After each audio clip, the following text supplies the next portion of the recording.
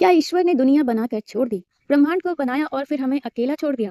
क्या वे हमारी प्रार्थना नहीं सुनते क्योंकि वे सो ही नहीं रहे? हेलो एवरीवन, आज हम बात करेंगे ईश्वरवाद यानी देइज्म की। यह आस्तिकवाद और नास्तिकवाद के बीच का मार्ग है। आस्तिक कहते हैं ईश्वर सक्रिय है, नास्तिक कहते हैं ईश्वर है ही नहीं, परंतु ईश्वरवादी कहते हैं ईश्वर है लेकिन हस्तक्षेप नहीं करते। आज हम समझेंगे ये अनोखा दर्शन क्या है और क्यों न्यूटन, वोल्टेयर जैसे महान विचारक इसे मानते थे। इसका अर्थ है एक ईश्वर में विश्वास जो ब्रह्मांड बनाकर पीछे हट गए। ईश्वरवाद एकेश्वरवाद यानी मोनोथेइज्म का एक रूप है। यह मानता है एक ईश्वर का अस्तित्व है। इस बिंदु पर यह आस्तिकवाद से सहमत है, परंतु वह ईश्वर संसार में हस्तक्षेप नहीं करता, मानव जीवन में प्राकृतिक नियमों में कोई दखल नहीं देता। वह एक अनासक्त सृष्टिकर्ता है जिसने ब्रह्मांड को प्राकृतिक नियमों के अनुसार चलने के लिए छोड़ दिया है। ईश्वर को कैसे जानते हैं? ईश्वरवादी कहते हैं पवित्र ग्रंथों से नहीं, क्योंकि ग्रंथ मनुष्य की व्याख्या है, ईश्वर का सीधा शब्द नहीं।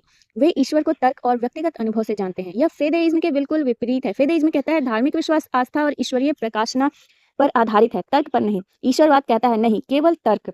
ईश्वरवादी क्या स्वीकार करते हैं? चमत्कार, प्राकृतिक नियम नहीं टूटते, भविष्यवाणी, ईश्वर संदेश नहीं भेजते, यीशु की दिव्यता, तत्व की अवधारणा जैसे अलौकिक सिद्धांत, संगठित धर्म, कर्मकांड, संस्कार, इनके माध्यम से ईश्वर तक नहीं पहुंचा जा सकता, ऐसा ईश्वरवादी कहते हैं। चुने हुए लोग जैसे यहूदी या ईसाई जैसे किसी विशेष समूह को ईश्वर ने विशेष वरदान नहीं दिया। प्रार्थना, यदि ईश्वर ने सृष्टि छोड़ दी तो प्रार्थना का कोई अर्थ नहीं। हाँ, कृतज्ञता व्यक्त करने के लिए कर सकते हैं, यानी भगवान को धन्यवाद देने के लिए प्रार्थना कर सकते हैं। संक्षेप में ईश्वरवाद एक मूल विश्वास है, स्वयं में कोई धर्म नहीं। आज कोई स्थापित ईश्वरवादी धर्म नहीं है। अब ये आया कहाँ से, इसका इतिहास क्या है? ईश्वरवाद की जड़ें हेराक्लिटस और प्लेटो तक जाती हैं, परंतु इसे लोकप्रियता 17वीं शताब्दी के इंग्लैंड और फ्रांस के प्राकृतिक धर्मशास्त्रियों से मिली। अब आया एक बड़ा मोड़, सर आइजैक न्यूटन के आने से। न्यूटन ने सार्वभौमिक गुरुत्वाकर्षण की खोज की। इन्होंने समझाया कि पृथ्वी पर और आकाश में वस्तुएं एक ही नियम से चलती हैं। इससे एक नई विश्व दृष्टि बनी। प्राकृतिक ब्रह्मांड प्राकृतिक नियमों से नियंत्रित है। इन्होंने सुझाव दिया ईश्वर ने ब्रह्मांड बनाया, उसे प्राकृतिक नियमों से गति दी और फिर दृश्य से हट गए। जैसे एक घड़ी साज घड़ी बनाकर चाबी भर देता है, फिर घड़ी स्वयं चलती है। देइज्म शब्द कब आया? अंग्रेजी में पहली बार 17वीं शताब्दी के प्रारंभ में, फ्रांस में इससे भी पहले। लॉर्ड हर्बर्ट ऑफ चरबरी को अंग्रेजी ईश्वरवाद का जनक माना जाता है। उनकी पुस्तक दे वेरिटेट 1624 में प्रकाशित हुई। ईश्वरवाद का पहला प्रमुख वक्तव्य। स्वर्ण युग 1690 से 1740 तक ईश्वरवाद इंग्लैंड में फला फूला, फिर वोल्टेयर के माध्यम से फ्रांस, जर्मनी और अमेरिका तक फैला।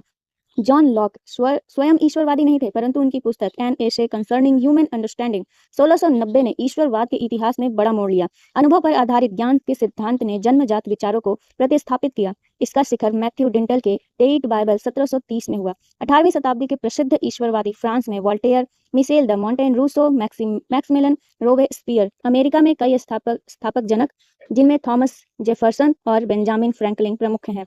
इसका पतन क्यों हुआ? 18वीं शताब्दी के अंत तक डेविड ह्यूम और इमैनुअल कांट के आलोचनात्मक लेखन के साथ ईश्वरवाद का प्रभाव कम होने लगा। एक सरल उदाहरण से समझते हैं कि ईश्वरवाद यानी आस्तिकवाद, नास्तिकवाद और ईश्वरवाद में क्या अंतर है। ब्रह्मांड एक घड़ी है, ऐसा मान लीजिए।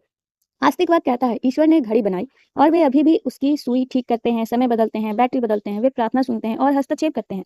नास्तिकवाद कहता है कोई घड़ी साज था ही नहीं, घड़ी स्वयं बन गई बिग बैंग विकासवाद से। अब है ईश्वरवाद क्या कहता है? घड़ी साज था, उसने घड़ी बनाई, चाबी भरी, नियम तय किए और फिर वह चला गया। जब घड़ी अपने नियम से चल रही है, घड़ी साज वापस आकर सुई नहीं घुमाता। तो प्रार्थना का क्या? आस्तिक, प्रार्थना से ईश्वर प्रसन्न होते हैं, सहायता करते हैं। नास्तिक, प्रार्थना का कोई बाहरी श्रोता नहीं है। ईश्वरवादी, प्रार्थना ईश्वर ने सुनना बंद कर दिया है क्योंकि उन्होंने सृष्टि छोड़ दी। प्रार्थना केवल आत्मचिंतन या कृतज्ञता है। ईश्वरवाद के कई प्रकार हैं। ईश्वरवाद भी कई रूपों में विकसित हुआ। पहला पैंथेइज्म। यह देइज्म प्लस पैंथेइज्म का मिश्रण है। यह मानता है ईश्वर ने ब्रह्मांड बनाया और फिर स्वयं ब्रह्मांड बन गए। अब ईश्वर एक चेतना सत्ता नहीं बल्कि अचेतन अप्रतिक्रियाशील ब्रह्मांड है। सरल भाषा, ईश्वर ने स्वयं को ब्रह्मांड में विलीन कर लिया। दूसरा है पेनेंथेइज्म। यह देइज्म प्लस पेनेंथेइज्म का मिश्रण है। यह मानता है ब्रह्मांड ईश्वर का भाग है, परंतु संपूर्ण ईश्वर नहीं। ब्रह्मांड प्राकृतिक नियमों से चलता है, पारंपरिक ईश्वर के हस्तक्षेप की आवश्यकता नहीं। यह मूल अमेरिकी जनजातियों की सर्वव्यापी महान आत्मा की अवधारणा के समान है। तीसरा है पॉलीथेइज्म। यह देइज्म और पॉलीथेइज्म का मिश्रण है। यह मानता है अनेक ईश्वर हैं, परंतु उनमें से कोई भी ब्रह्मांड में हस्तक्षेप नहीं करता। उन्होंने सृष्टि की ओर छोड़ दी है, देखना। अब है ईश्वर की आलोचना और महत्व। आलोचना क्या है? आस्तिक कहते हैं यदि ईश्वर प्रेम करने वाले हैं तो वह अपनी सृष्टि को अकेला क्यों छोड़ देंगे? यह तो एक पिता का बच्चे को त्यागने जैसा है। नास्तिक कहते हैं यदि ईश्वर हस्तक्षेप नहीं करते, उनका कोई प्रमाण नहीं मिलता, तो उनके अस्तित्व को मानने का क्या औचित्य है? यह न होने के बराबर ही है। ईश्वरवाद का क्या महत्व है? यह क्या कहता है? विज्ञान और धर्म में सेतु। 17वीं से 18वीं शताब्दी में जब विज्ञान बढ़ रहा था, ईश्वरवाद ने लोगों को ईश्वर को छोड़े बिना विज्ञान अपनाने दिया। न्यूटन स्वयं धार्मिक थे, परंतु ईश्वरवादी सोच रखते थे। धार्मिक सहिष्णुता। यदि ईश्वर ने कोई विशेष ग्रंथ या धर्म नहीं दिया, तो कोई भी धर्म दूसरे से श्रेष्ठ नहीं। इसने अमेरिका के संस्थापक जनकों को धर्मनिरपेक्ष संविधान बनाने में सहायता की। तीसरा है व्यक्तिगत धर्म। ईश्वरवाद कहता है ईश्वर को जानने के लिए किसी भी मंदिर, मस्जिद, चर्च की आवश्यकता नहीं। तर्क और प्रकृति की आलोचना नहीं करो और प्रकृति को अवलोकन प्राप्त करके अपना धर्म खुद ही स्वयं ही मान लो। तो ईश्वरवाद कहता है ईश्वर है, परंतु वे दूर हैं। उन्होंने हमें बुद्धि दी, प्राकृतिक नियम दिए और कहा अब तुम स्वयं संभालो।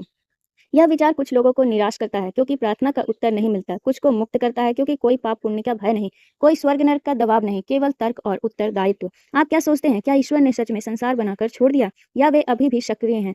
कमेंट में अवश्य बताइए। अगली वीडियो मोनोथेइज्म, एकेश्वरवाद, क्या केवल एक ही ईश्वर है, वहां मिलते हैं। आज के लिए इतना ही, मिलते हैं नेक्स्ट वीडियो में।